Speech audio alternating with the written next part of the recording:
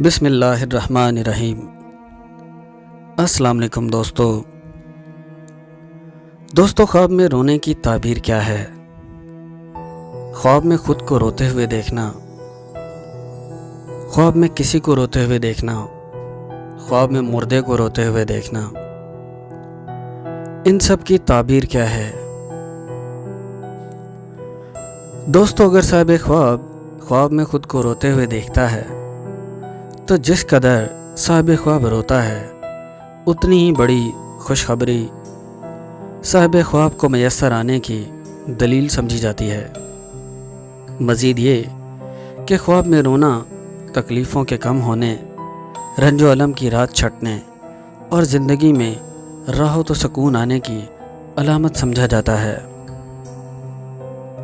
اگر صاحب خواب ہچکیوں کے ساتھ روتا ہے تو اسی قدر مصیبتیں، تکلیفیں اور رنج و الم صاحب خواب کی زندگی سے جانے کی دلیل سمجھی جاتی ہے۔ دوستو، اگر صاحب خواب کسی کو روتے ہوئے دیکھتا ہے تو جس کو روتا ہوا دیکھتا ہے اس کے غم کم ہونے، سختیاں دور ہونے اور خوشیاں آنے کی دلیل سمجھی جاتی ہے۔